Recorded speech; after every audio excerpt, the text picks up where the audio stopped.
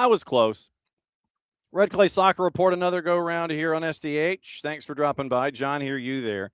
Stacked show this week, and this one's going to be fun because we catch up with three of the coaches that folks gravitate toward when they're looking at success here in the state of Georgia, not just in 2026, but in the overall.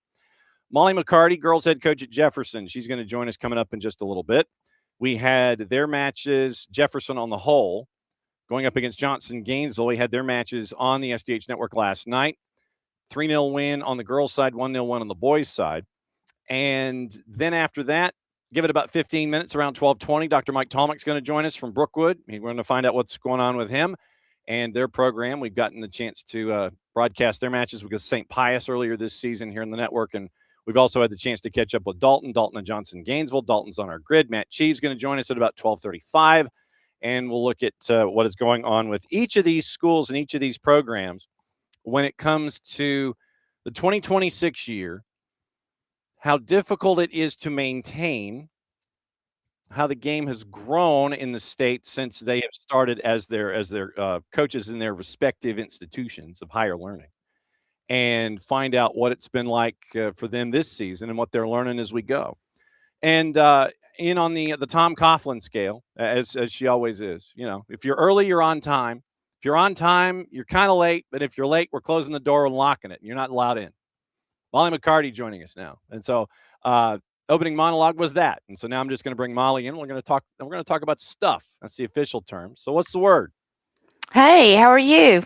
You tell me. You're the one that's coming off of a win last night. And I guess the question is, what'd you learn about yourself? I told the girls afterwards, I said, a win is something to be celebrated. It wasn't the prettiest win we've ever had, and it wouldn't be the ugliest.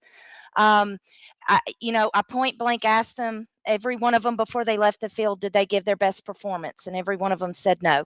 And I said, learn from it. Use this, as something to go forward, because there's going to be a lot harder games against girls that are going to play you tougher with a maybe a faster press, a heavier lower block, as I called it.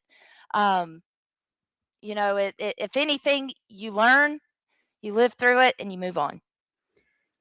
And for your players, I thought that was really interesting when you asked them, and point blank, they responded and said, no, we didn't. I mean, that's an honesty that, I mean, is it rare to have players that are that honest? Do they sit there and say, yeah? Do they kind of halfway through it sometimes? Or are they always that honest in your program about their own efforts?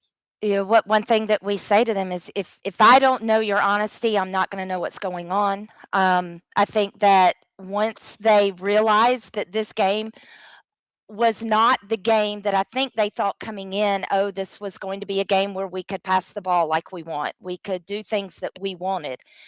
We let Johnson, the first 12 minutes of the game, kind of dictate what we were going to do.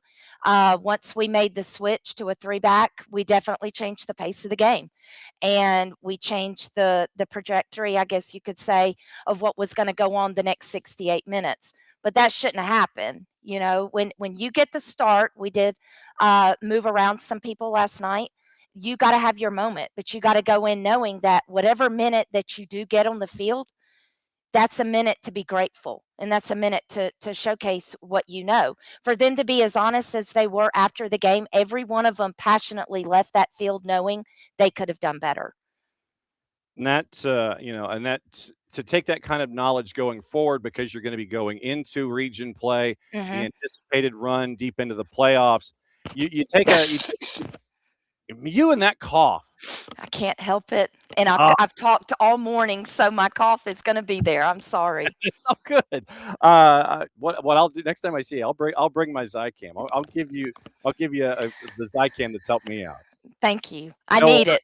I mean, it's when you are, one of those teams that's always there at the top, and everybody's sitting there, and it's like when you and I were growing up, there was I know when I was growing up, you are far younger than I am. You always had the battery commercial with Robert Conrad. You had the battery on the shoulder, and he goes, knock it off, I dare you.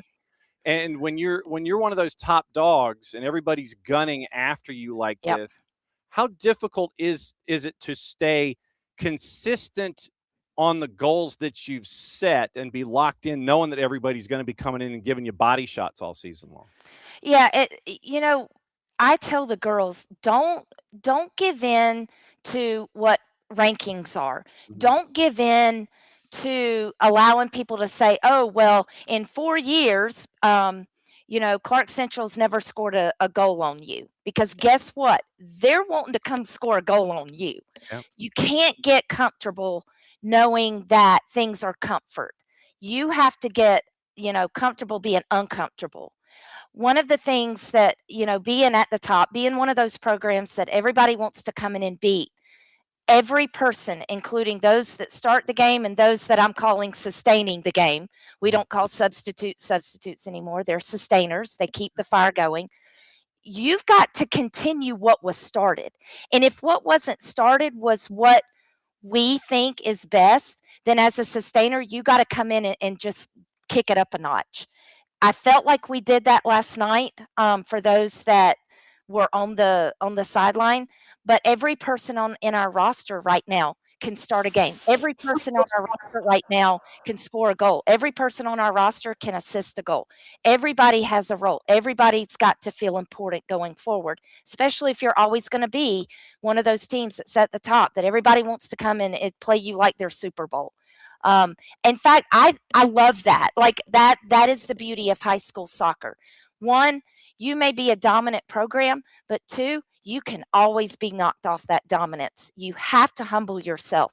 But if you're one of those teams that never thinks that you've got anything to work on and you don't ever have anything to get better at one point, a Johnson, like they did last night, is going to come in and show you how to play soccer. When did you turn into the idea of, instead of subs, comma, sustainers, dot, dot, dot? When did that change? So last year, every year, the seniors that graduate get to determine the legacy hashtag for the next season. Okay, I've told you about this. Yeah. So last year, the seniors were like, we didn't get what we wanted. We didn't get a state championship. Fuel the fire is what our motto is this season. If you get a chance to come to Jefferson, I'll have to bring you into the locker room. They've got some really cute things going on in there. The fire starts, but the sustaining aspect of the fire has to continue to keep the fire going. So no longer do we say, hey, our subs, it's our sustainers. They have to continue what was started. And for you, well, for us as broadcasters, when you hand us the lineup, the roster sheet, there's a lot of folks on that. Yeah, there is. In week, what is it like for you to sit there and see all of these different bodies going after it and trying to compete for those game day slots? And what's it like when you kind of get to detach a little bit and see them challenging each other so they can be as a part of the game day and be one of those sustainers or even a starter? Yeah, so I have been criticized, John, for holding too many girls on a roster. Okay. I've had some parents through the years question, why do you keep so many? Well, why wouldn't we? For 3 weeks in our season, we have not once had a full roster. Wow. We have only had maybe 17 to 19 field players. The beauty of what we've been able to do so far in 6 games is every single person has played off that roster. And I mean, we've had the flu, we've had strep, we've had injuries, we've had some really weird things go on this season. But as I always say, like whatever happens at the beginning doesn't determine what's going to be at the end of it. Every girl on the roster has contributed to something. Um, you know, Passionately though, going forward, it's probably not going to be the same. There's going to be some girls that may not get minutes because other girls are challenging those minutes and they're doing better at that moment. But it doesn't mean to say that in one game, one girl can give her best and do her best, and the next game that doesn't happen. The challenge of it is putting that niche together after a great practice like I thought we had Monday. The intensity that we had at it was a little bit disappointing last night to go in and see that we just couldn't really get a consistency going. Is that a coaching thing? I'll blame myself for last night. I'll blame myself for us not coming out the best. But going forward, They know they didn't play their best. Things will change. We will come out a better team for this. 43 names on this roster, and that's why I reached behind me. I went to grab the sheet that you gave me here. 43 names on this roster. And if you have 43 individuals that are having some kind of impact, you mentioned, to your point about, well, there may not be contributions later in the year because of everyone being back, later. The fact that they were there early in the year should be as good a learning experience, if I could get my upper plate to work this morning, for them to understand, okay, here's what I'm capable of doing when I'm a part of this process. And so I would think that it's an opportunity for them to learn, when you get those minutes, how valuable you can be, in addition to being that practice player, being that person early in the year in the non-region schedule, because you never know when you might get called upon because you might have something weird happen. That's right. And so for me to have a roster this size, you and the staff having to juggle all the alphabet soup that's here, because I'm staring at NL, DPL, ECNL, all of these things that are here that you have to juggle as a coach because they might be off doing other things. I mean, I don't know how you juggle all these chainsaws. I really don't. Well, I will say, Blair and Kayla, my assistants, and Tom, we collectively work together through everything. I show up for all the JV stuff. Blair and Kayla show up for all the varsity stuff. Tom shows up when he's not in court, and he's a lawyer. But, the thing is you can have a big roster like we do. I can be criticized for that, but I'm giving 43 girls an opportunity. And in some cases, every single one of those girls out of that 43 all play club soccer. So if we were to dismiss any of those girls, I'm not just displacing them from a school roster. I could possibly be displacing them from a club roster. And that's what we don't want, because our program thrives on the fact that we are so community-led here in Jefferson. We have Lanier Soccer Academy. We have Alliance Soccer. We have Athens United. We have GSA. We have AFU. Those are the main ones that our girls, and all 43 of those girls, play on one of those club rosters. The hardest part of being a high school coach is being able to blend all of that. So you really do have to focus in on consistency as being a key word for us. Last night, not the consistency we were wanting, but the other 4 games, and including our scrimmage against Mill Creek, we were able to be a little bit more consistent with how we played all together, blending all of those different levels of play into one goal, and that's building out of the back, playing possessive soccer, not playing kick and run soccer, not playing and skipping our midfield. Like, a big part of us is playing through our midfield and playing from our outside mids. We couldn't do that at first last night. We were getting beat to the ball. Those are just little things in training that they're going to have to be more aware of going into a game like Friday night against Cherokee Bluff and, Bristol and Ashley Scott and Bristol Kirsch. Like, those are big. That's going to be a big game for us Friday night. Is it hard for you to find non-region opponents considering your pedigree, or do people want to sit there and stare at you face to face and go, yeah, come on, let's do this? We scheduled Buford this year at first game of the season. We did not want to hold back. We honestly, John, all the big hype of everything, we were not the best team going into that game. But it's the beginning of the season. What does it matter at that point? You're just trying to still figure out who you are. And now that we are into week 7, this is when we really should be figuring out, okay, these are the things that we've been good at. We have unity. We've had consistency. We work hard. We don't give up. If you're still trying to figure out who you are by week 9 and week 10, then something somewhere has been lost. I feel like we know who we are.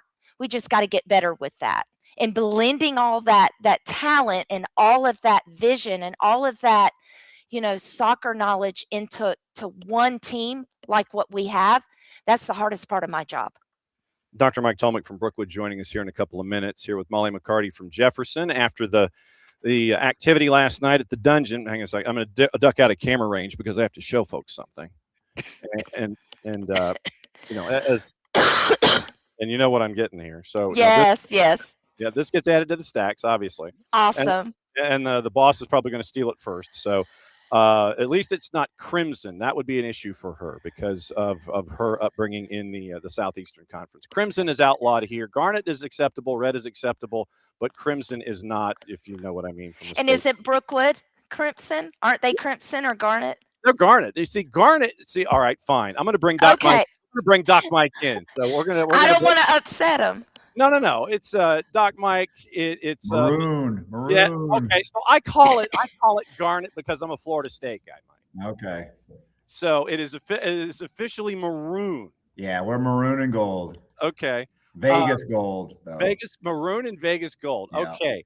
Now that I have two of the top names in the state here on the show at the same time, I was asking Coach McCarty, Doc Mike, about the idea of navigating, and I'll see bell schedule. You got to love that. Sorry. I didn't know. It's it's all good. But the idea of navigating non-region schedules, finding out who you are, the difficulties of that, knowing that everybody's coming after you and they're gunning for you. What's it like dealing with that? What's it like dealing with that battery on your shoulder and the bullseye every week? Yeah, I think that's just the nature of what we do. I mean, the top teams, good teams, want to play good teams as much as possible. So we're gonna try and schedule hard games out of region.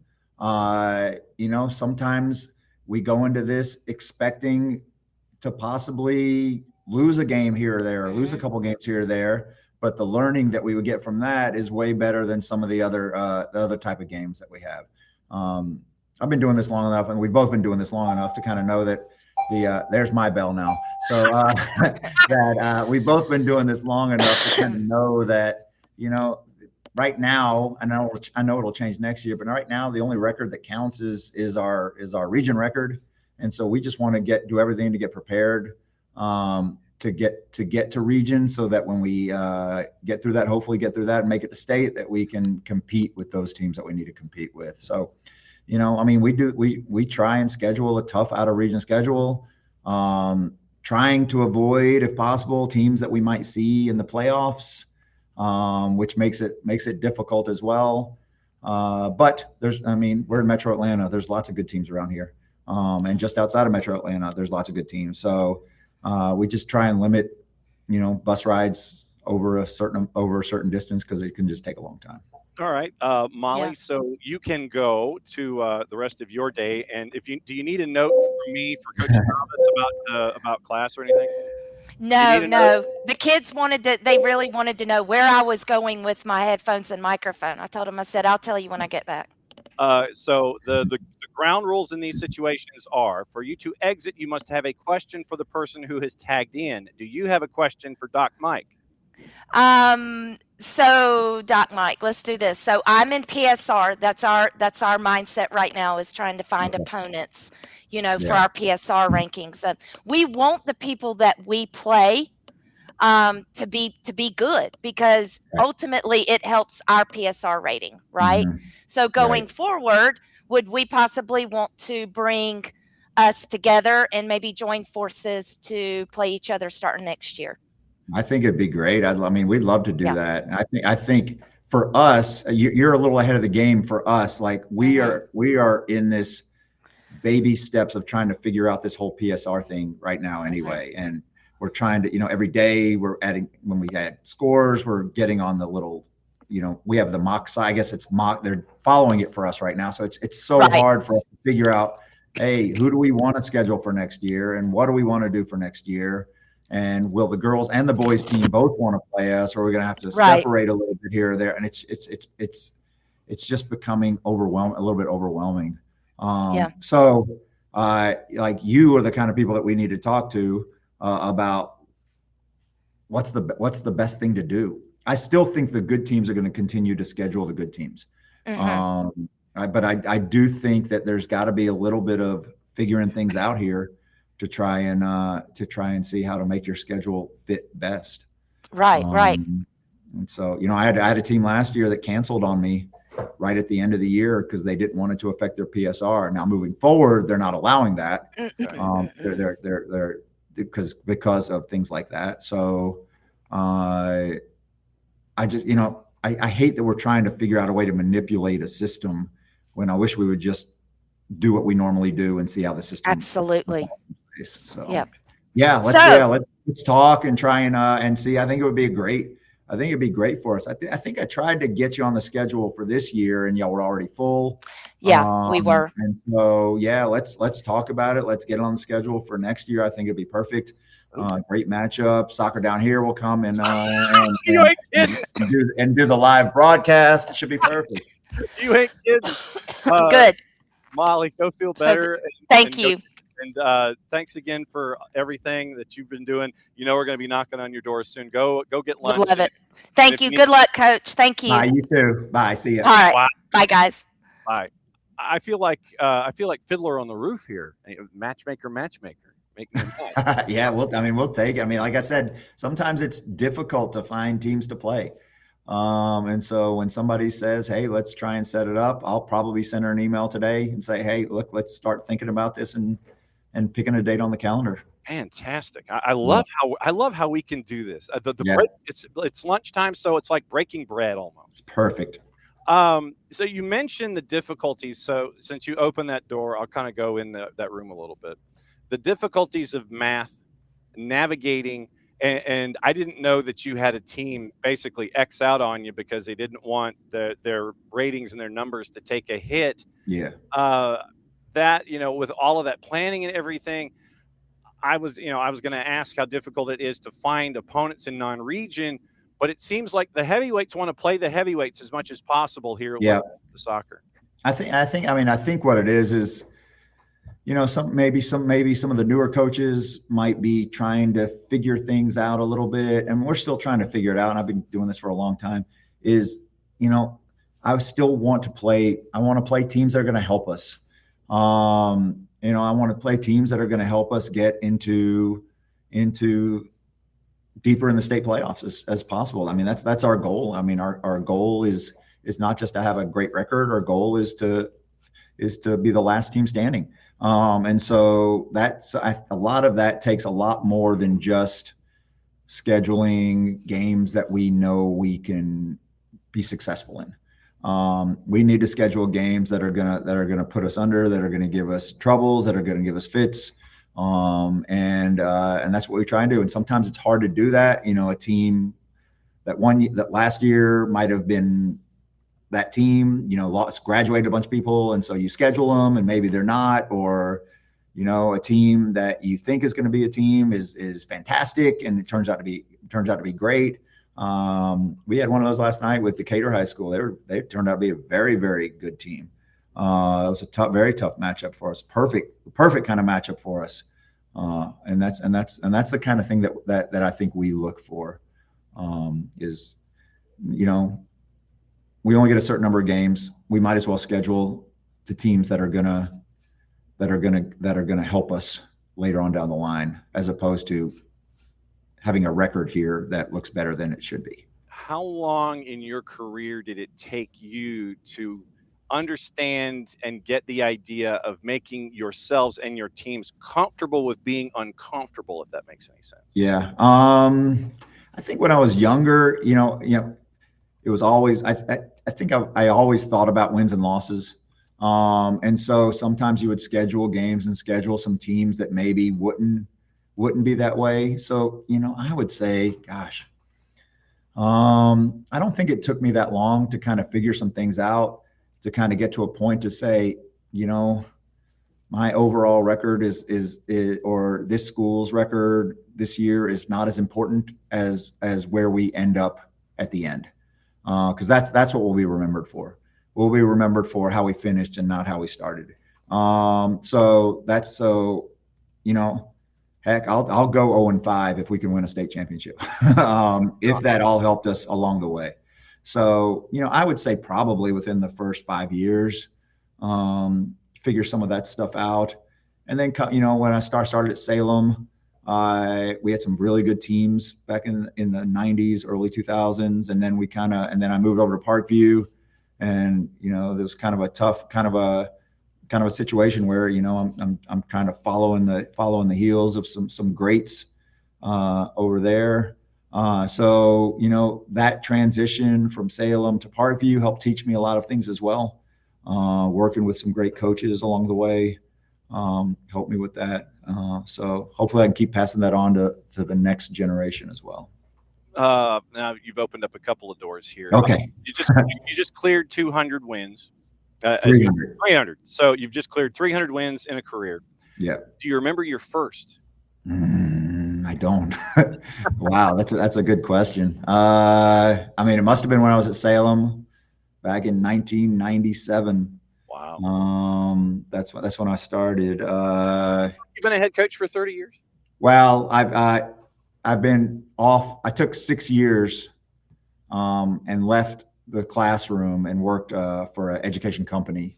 And so this is my 24th year, I guess, as a head coach for high school. So my 30 year in education, but 24 years as a head coach for high school. So, does it feel like 24? No, it feels like 30 or more. It's tough. It takes a toll on you. I mean, especially, you know, now that there's even more, and with this new PSR system and entering schedules and figuring out schedules and travel and practice. And then I coach club and doing club. And so it's a lot. And then trying to do my big job, which is teaching school. So it adds a lot onto you. But gosh, I think back, I don't remember my first win. I remember my first season. We were pretty good. But back then, like, I think only 2 teams made the playoffs instead of 4 from your region. I think we finished 3rd. So for like the first couple, but we were pretty good. We were in a region with like Heritage High School, who was loaded back in the 90s, and some teams like that. But we would face teams like McIntosh and Woodward and those teams back in the 90s and the 2000s. Those were the teams to beat. So yeah, I mean, I know a lot of coaches say every win is special. I mean, they all are. I don't remember every one of them, but every season has been special. I definitely remember every season. So when you have questions about things, stylistically, approach, tactics, whatever, do you have folks on speed dial, or is everybody calling you for advice? When you need advice, where do you go? Yeah, no, I am the first to admit I don't know close to everything. I've got a great assistant, Todd Henry, who was a longtime coach at Providence. He's been coaching high school for 20 some odd years as well. And he came to Brookwood, and he's been my assistant for the last few years. He's great with to talk over this kind of stuff. Our boys coach, I talk with him all the time. And then, other coaches that I've worked with over the year, Danny Kleinecht over at Parkview now, and Judson Hamby over at Oconee County. I mean, these are all people that we keep in touch with each other. We talk to each other constantly and float ideas off each other. And I think it's a necessary, it's a great community, a great family of coaches that have kind of been around for a while. But those are probably the ones that I would rely on or talk to the most through things. Handful of minutes before Matt Cheaves from Dalton. Yeah. And I've still got like 19 questions in my head. How difficult is it for you to navigate club and school when it comes to programs, talents, rosters, all these kinds of things? How difficult is it for you do you keep them separate, or is there thought patterns that blend into both when it comes to school and club? What's that approach? Yeah, you got to be careful with some of that. Now, the big thing is, like, you're not allowed, if you're a high school coach, you're not allowed to coach your kids right during the season or during the school year. So I do young kids. I do academy age kids, U8s through U12s. So before, elementary through middle school kids. So there's not really any roster kind of issues or things there, but it's neat. I'm at GSA. And so I see a lot of the kids. Oh, I'm at this elementary. Oh, I'll see you in a few years. Oh, I'm at this middle school. Oh, I'll see you in a few years. So that part of it's nice. And then it's like, ooh, I hope you're at Brookwood District because you can play. So it's, it's more navigating the time than it is than any kind of dealing with rosters and kids. It's just a time situation because, I'll finish practice today and I'll go over to club practice and we'll get done at 9 or 9:30 and then get up and do it all again tomorrow. So what has it been like for you to see the sport grow? And I guess we can take it from the Gwinnett County element first with GSA, and we can expand it. Mm-hmm. What's it been like for you in your tenure to see the sport grow to where it is now, where literally we are under 100 days away from people chasing after a worldwide trophy here in this footprint? Right. You got the U.S. national team headquarters in the Southern Crescent now. Southeast is raising all kinds of flags and sitting there going, yeah, the Southeast has something to say. What's it been like for you to see everything grow over the last couple of days? I mean, I think it's been great. The youth sport has grown because of a lot of those other things that have happened as well. I mean, I remember 1994 going to the World Cup when it was here then. A group of buddies and I flew out. We went to the finals. We flew out to California and we scalped tickets and went to the finals. It was like right at, a little bit after college. So we were all into it then because we all played college soccer together and we all knew each other. And so, in our community, soccer was always kind of big. But looking out, it was always like, no, it's, but, over time you can kind of see, I think it's gained more respect. I think Atlanta United coming in town was tremendous. The marketing department for Atlanta United and all they did back in 2017 and 2018 to grow that, and you were part of that as well. To grow all of that was just unbelievable to see. And so even like somebody like my wife, who, she was a soccer person because my kid played soccer and because I was a coach. And when Atlanta United came, it's like, oh, I couldn't hold her back. She's the biggest Atlanta United fan there is. So it's so people that were, you get 70,000 people in the stadium. How many of them were actual soccer people? It's a whole bunch of them that weren't, but they like the sport, they like the atmosphere, and that's I think what's helped to grow this game, especially around here. I think Atlanta United was just a huge boost for everything around this area. And now, we got the World Cup coming in a little bit. Just another exciting thing. Hopefully that will go as planned and just continue to grow the sport like it's supposed to be. Middle of a road trip for you, and so the ground rules. We bring in Matt Cheaves from Dalton, and so the ground rules are, Doc Mike, you have to have a question for Matt so you can leave and go back to class. Hey, Matt, how are you? Good, Mike. How are you doing? Good to see you. I think it's a thing that it interests me because Dalton is a little bit further away from the Metro Atlanta area.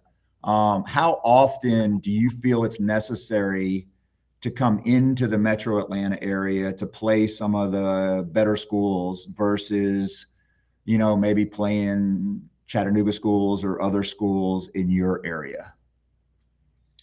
Yeah, I think it's real important to do that. You get a slightly different style of soccer, different sort of demographic type of player that you're going to see. We get that out of some of the Chattanooga schools too, but it is important because those are the kind of teams we will see in the playoffs. And if you're not ready to compete with that, you're never going to be very effective. So that's right. Very legit question. And hats off to you. You've done such a great job with that Dalton program. I look up to you. You've done such a good job, and I love the success you've had up there. I've brought club teams up there in the past, while ago, and it's just fun to watch the soccer up there. So congratulations to you on everything you've done up there. All right. Well, thank you, and congratulations to you. Thank you. Hopefully it'll be big congratulations for both of us when we get finished. There you go. There you go. Like that. Great to see you. I know you're Hey, John, thank you. Middle of a 3-game roadie. We'll see you soon, my friend. Okay, perfect. Thank you. See you. All right. There goes Dr. Mike Tolmich, girls coach at Brookwood, which is now one-on-one. It is now a one-on-one drill with you and me. Yeah, the ground rules are now like if it turns into a three-way dance or more. So the person who's leaving has to have a question for the person coming in. That's the ground rules now with the show. It's like Okay. one of those crazy things. So if you ever come in Who's early, next? no, you're last here, so you're safe. You're good because you're the last one. Okay, very good. So yeah, so in the future, if you come in earlier, just know that for you to Okay. leave, that you've got to have a question for the person coming in behind you. Doesn't matter what it is. It could be Okay. about lunch or whatever. Just a question. Okay, got to have an exit question. Yes, Yeah, you have to got have it. an exit question. You mentioned the competition that you're playing, and you mentioned obviously coming to Atlanta because that gets everyone acclimated to being on the road. You never know when you might have to travel a long distance on a road trip in the playoffs, those kinds of things. But you also mentioned the competition that you get up there in Northwest Georgia, crossing over state lines, whether it's Fort Payne or Baylor coming up. Is it difficult finding non-region opponents for you, or does everybody want to sit there and go, yeah, I want to knock the big dog off? It's tricky finding non-region opponents because you got a lot of guys or a lot of teams, they want to step up and try to knock us off. Mm-hmm. And sometimes, you want to be very polite, but you have to tell them no. And then at the same time, we want to find teams that are going to challenge us. And, like when we would play Vestavia Hills, McIntosh, that's very different than the type of soccer we see in our region, but it is more similar to the type of opponent we'll see later in the playoffs.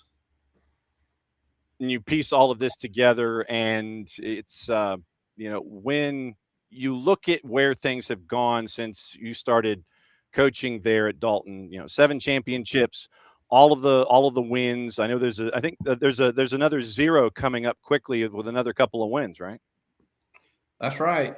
One more, and it's 500. That's correct. Wow. Okay. So then my follow up there. Do you remember the first one? Your first ever win. Do you remember your first ever? Oh, win? I absolutely remember it. Yes, I do. We played Northwest Whitfield. Ah, okay. And we played at what was then North Whitfield Middle School on a field that was probably too short, way too narrow. And I know Northwest had beaten us the year before. Before I'd come to Dalton, Dalton had lost to Northwest. And so it was kind of a big deal. I remember looking at my talent thinking, there's no way. But we beat them 4-0. I remember we had a German exchange student playing in the midfield who told us he was not a soccer player, that he was a gymnast. I said, well, I bet, you could probably play here. And he scored the first goal about 10 minutes in, which was about a 30-yard, rocket. And we won 4-0. What has it been like for you? And I will say that required reading for folks is the Joe Drape piece that he did on the program as you've been able to build it. And I mean, how difficult has it been for you to navigate, when it comes to the student body and continuity and all of those things that are locked into that idea of success? How difficult has it been for you as the game has changed, as personalities have changed, lives change from year to year for cities and families and such? How difficult has it been for you to adjust over time and still be successful? I don't know that it's been very difficult to adjust. I've had my way of doing things, and that kind of gets tweaked a little bit as you go along, depending on what the players, the talent that you have has to tweak it a little bit to adjust to what you've got. I think we got it to grow, and the interest was there, and we just kept it going and kept it going. I really wouldn't say it was a difficult thing. It was just, to stay focused and stay in touch with the people that are around us and supporting us, and just keep trying to do our best. And I think that's what we've done. And I think too, the players that I've had and the people in our community who've supported the game have really kind of taken ownership of it and put a lot of themselves into it. And that makes it a lot easier because they want to do good. They want to excel. They like being recognized for soccer. And I think a lot of the credit for that goes to those guys. And, it is a fantastic environment that is there. If anyone has never been, I would go to I would go to a home match there at Chapel Harmon because I knew what it was like going in on the American football Friday nights. I knew what it was like there in that environment. But having been introduced it in this environment, I love how it has been embraced there with everything that has happened over the last 3 decades to get it to where it is right now. Do you have a speed dial? Do you still have questions about things, whether it's philosophy or day-to-day operations or anything like that? Do you still have questions in your brain that you can sit there and speed dial somebody and go, hey, I got a question? Do you have that? No, not really. Wow. No, I'm not sure what you mean exactly, but no, I don't.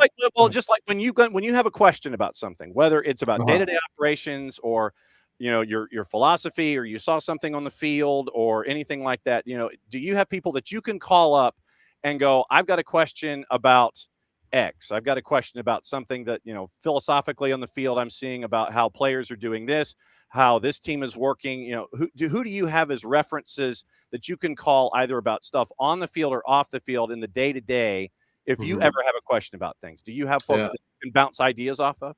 Yeah, I've always used my assistant coaches. Yeah. We've talked through things and talk about the way we do them, and then we just watch other places, other people, and see what they do. And then we talk about it, and sometimes I'll research things and look for something new, something different.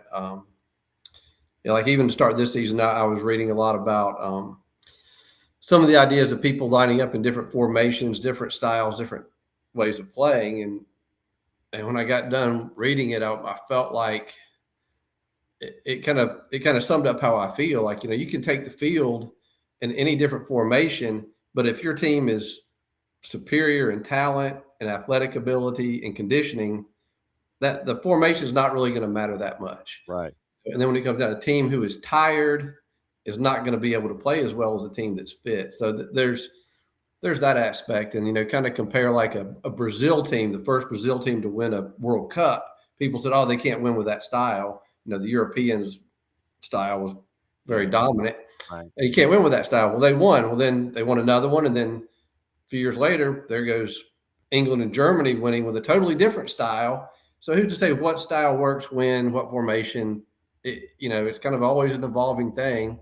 You got to look at what you've got, the pieces you've got, and how are you going to make those work? And I don't know, to me, that's the American way. We're in this great big melting pot. And we take the best of what we've got and we put it all together. That makes us the best. How many times do you think you've evolved as a coach, whether it's stylistically or approach or whatever? How have you evolved over time?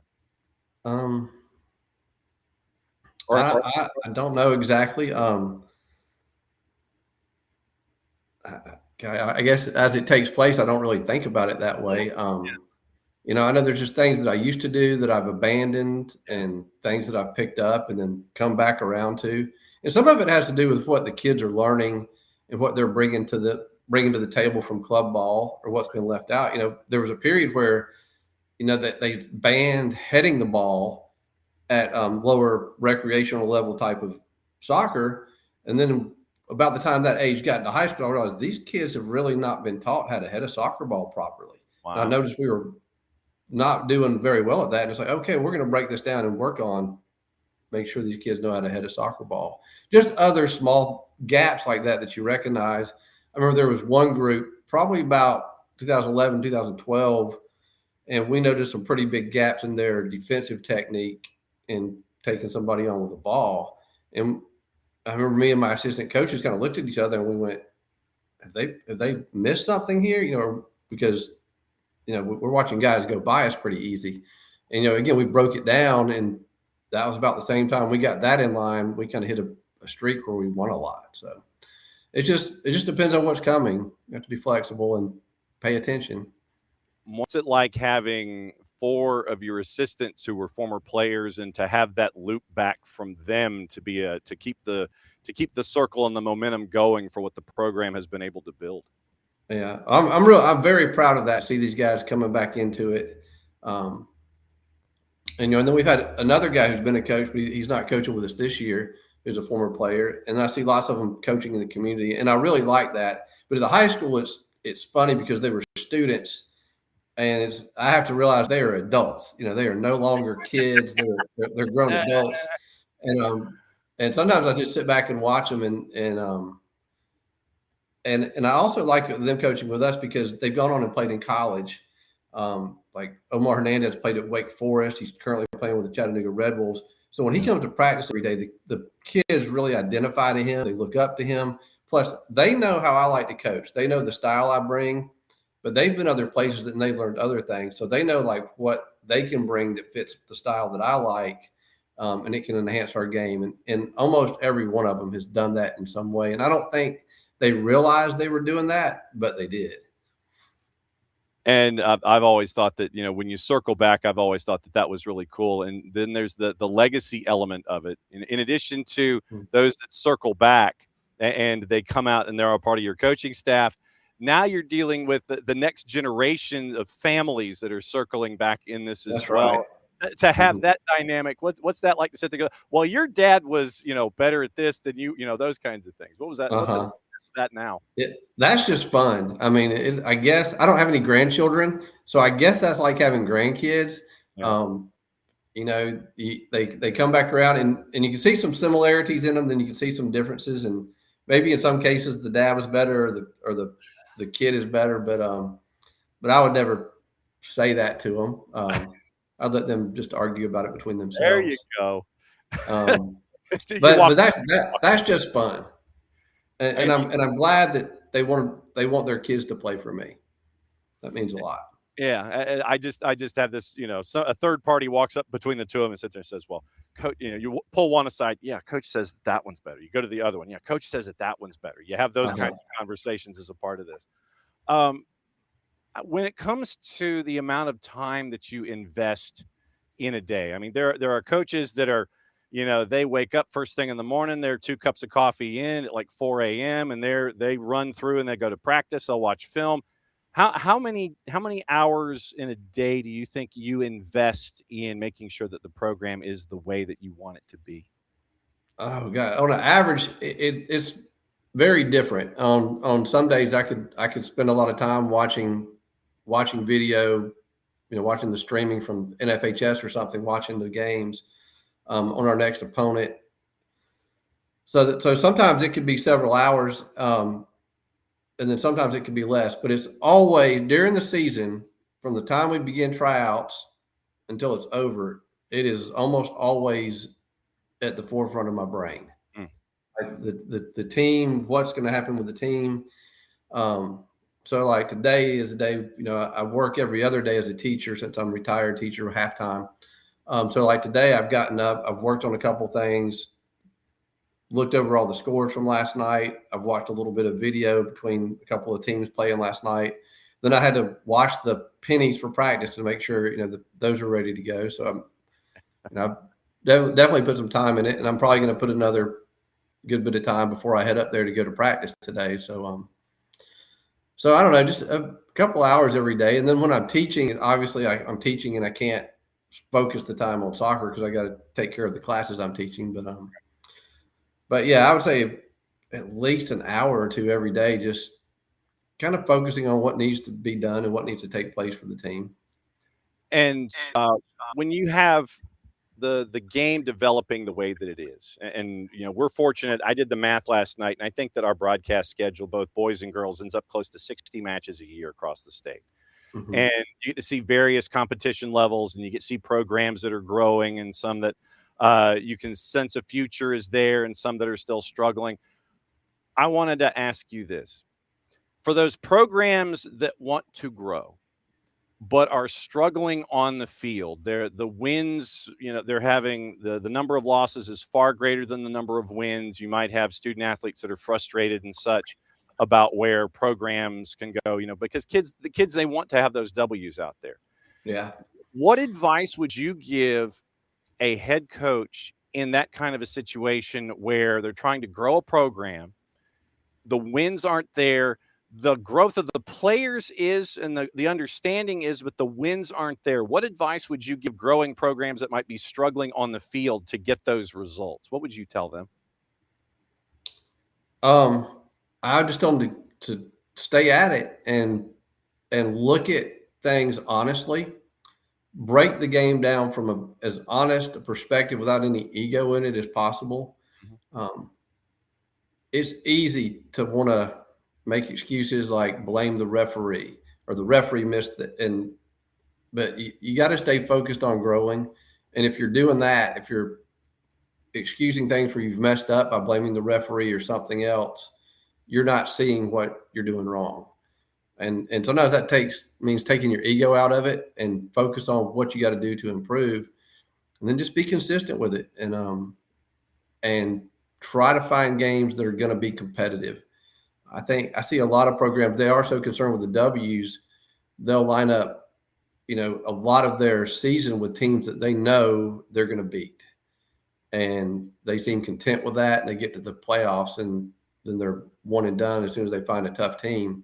Right. And I don't think they need to go looking, to try to knock off the top teams in the state either, but find games where it's going to be challenging. They'll be in the game. They won't be getting blown out. They won't be blowing anybody out. And those are the games where you probably get the most growth. How much tape have you seen on Woodland? I've seen one game and about half of another. Okay. And I looked for the video of their game last night and I haven't seen it. Okay. And obviously, I know why I asked, why I asked, but the next matchup for you, 6-0 going up against 4-2, and it is 7:30 on Friday night. And that was why I wanted to know what study hall has been like for you. And I cannot thank you enough for coming in on one of your days where you're not teaching and you're just locked in trying to study. It's always great for me to be able to have these conversations with you where I can kind of pick your brain and see, where you're coming from when it comes to how you're growing the sport. I can't thank you enough for these talks. They're enlightening for me and an education, hopefully, for a lot of folks when it comes to how you've been growing the game up there in Dalton. I can't thank you enough. Oh, well, it's my pleasure. I'm glad to. I'm honored you asked me to come on here and do this. And I appreciate what you're doing for the game because, when I got into this, I just wanted to be part of soccer. I wanted to earn a living and continue to get to be part of soccer. And there weren't a lot of opportunities to do that at that point in my life, So anyways, I just want to see the sport keep growing. There's so much more opportunity for people in soccer today than there was 30 or 40 years ago. And I just think that's fantastic. Well, just be safe, enjoy your preps, stay dry. Obviously, for me, just make sure the pennies are washed in cold, I guess, so they don't shrink. Is that how that works? Just make sure it's cold water, or do you have to actually do it like hot? No, I just make sure there's soap in there and put them in. They're pretty tough. There you go. Good to see you, my friend. Good luck on Friday night, and we'll keep an eye on things. We'll be knocking on your door soon. All right, very good. Thank you very much. There goes Matt Cheaves, head coach of the Dalton Catamounts, heading toward a 0. Wow, 500 wins. And it is just incredible what he's been able to build there and be a part of what has been built there in all of those years. 7 state championships, nationally known and recognized. And, obviously can't thank him enough to be able to, talk to him about evolution and coaching habits and advice for others and all those kinds of things. So I can't thank him enough. Very, very cool that we were able to catch up with Matt Cheaves here on Red Clay Wednesday. So very, very cool there. All right. Before we get out of here, let's get into the scores and excuse me, what happened in the rankings and everything in the overnights. And we'll get you ready for today. So today's schedule is pretty light, actually. 12 matches today on the boys' side. South Paulding, Paulding County, East Paulding, and Douglas. And so they're getting into region play. Northside and Jones County, keep an eye on that one. It's on the boys' side. Always a competitive rivalry there. Tryon and Dalton Academy. Drew and Booker T. Washington. That is tonight. Drew out of the blocks at 7-0. Rome and Etowah, 3-2 and 4-2. Cedar Shoals, Franklin County. McIntosh and Lovejoy, 6-1 and 4-2. That one's at 8 o'clock. Mondays, Mill and Griffin. South Cobb and Lithia Springs. Stevenson and North Clayton in DeKalb County. So that is what is going on the boys' side. And on the girls' side, we have, is it 12 or is it a different number? 14 on the girls' side. Northside and Jones, they're the early one, 3-4 versus 6-1. Once again, another big rivalry. That one's at 5:30. Eastside and Loganville. Reminder, we're going to be at Eastside on Friday. For Walnut Grove and Eastside, that's going to be the matchup on Friday. Tomorrow, it is Utopian Arts Academy at Social Circle I'll have those games for you on the doubleheader. And we are looking forward to Thursday and Friday and Saturday and Sunday. So it is high school on Thursday at Social Circle, high school on Friday at Eastside. Everybody's going to be at Atlanta United on Saturday, and we will see you there. I'll be there incredibly early because it's day one of a new season and everything. And then it is the twos in Athens on Sunday. So that's our rundown here for the weekend. And so it's high school, MLS, MLS Next Pro. And it is after that with core on Sunday. Next Tuesday, it's going to be Norcross and North Gwinnett.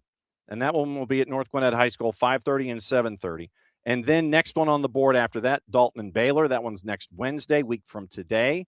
And then it is Calhoun and Gilmer on Friday, next Friday. And so Atlanta and Philly is on the 14th with Mike and Jason. Afternoon start. So that one's going to be an early start in Philadelphia or in Atlanta for when the Union come to town, not this Saturday, but next. Just a PSA, I will be in Macon next week. So red clay, if we can find someone to do red clay next Wednesday, we will have red clay. If not, then red clay just gets a week off and we come back in 2 weeks to lay everything out going forward. But I'll be in Macon to do the morning show. Red clay, we're going to kind of put it in pencil for this time next week. And then we will let we'll let everybody know. Morning show will be fine. Might have to curb it a couple of minutes one way or the other during the week so I can get to the broadcast location at the Macon Coliseum. Red clay we'll put in pencil. And then we do have the action going on next week. Norcross, North Gwinnett on Tuesday. Slated for Dalton and Baylor on Wednesday. And then on Friday, it is Calhoun and Gilmer. So that's the rundown there as well. It's always fun to be able to catch up with all of these coaches and kind of compare notes and see what's going on with them as you're in this particular point of the schedule. You're chasing, you're getting into non-region play. And you're in non-region play now. You're getting into region play. And you're checking what it's going to look like across the board. And so you'll get the chance to see what it looks like this time of the season. You want to challenge yourself. And we actually got a moment. We got a moment in the show where it looks like Jefferson and Brookwood may actually schedule each other next year in the 2-year cycle. How about that? Dr. Mike Tolmich and Molly McCarty. It's like, yeah, let's go ahead and play each other. That was fun. So, and I like Dr. SDH will come and do it. He's not wrong. He's absolutely not wrong. But no, it was fun. And I can't thank Coach McCarty, Coach Tolmich, and Coach Cheaves. I know that I would use the L word around him when it comes to the state of Georgia. But I know that he would be one of the first to sit there and talk about the community and the town and the school and the administration and the parents and the history that's attached to it and all of those moving parts, the assistants who come back and they were part of that whole discussion. And they're, you have the second generation players now that were there when he was starting out. And now you have them cycling back into all of this. He would be, to use the word legend, I would use the word legend. And I would use it in a national sense, but I don't know. But like I said, I think the first thing that Coach Cheaves would do is he would sit there and talk about everybody else that helped make it what it is. It wouldn't be the 7 state championships if it wasn't for the players investing. It wasn't for the administration investing the way that they do. For everyone in the community backing the program and understanding what they're trying to do across the board. So I'll use legend, national legend when it comes to soccer. And if by the time that his career is over, I will say this, that, there need to be like 98,000 halls of fame that the Dalton program should be recognized in, and Matt Cheaves should be a part of that whole recognition. So that's me just being that short of saying he's a Hall of Famer. I know he's a Hall of Famer. I know he's a legend. I think he is. But when it comes to everything there in the sport, I know that he would be the first person to sit there and say that it's not me. It's not just me. It's a lot of these other variables and elements that have attached to it. But to me, he's a living legend in the state of Georgia when it comes to coaching, regardless of sport, with what he's been able to do. Beats Woodland on Friday. It's win 500. So very, very cool stuff there. Tomorrow morning, it is 9:05. It is SDH AM. Chris Doran, the play-by-play voice of the Columbus Crew, is going to join us at 9:05, and then we have the Power Hour with Nino Torres and Sounder at Heart's Nico Moreno and Pulso Sports Nico Moreno. We're going to discuss everything Western Conference, take everything internationally with Nino. Nino says he has an exclusive. We'll find out what it is. Chris Doran's going to talk about Columbus and working our way through first 2 match days and getting you ready for the 3rd match day. And then we head to Social Circle for Utopian and Social Circle in the afternoon. So that is another full day here. Thanks to our friends at Kaiser Permanente, as always, for being a great partner and a great friend with us here at the SDH Network. So for everybody here at SDH, thanks for dropping by another go-round of the Red Clay Soccer Report. Mucho Platiel, play it safe. And since it is the end of the show, that means one thing. We get to do this. We'll see you in the morning, 9:05 Eastern.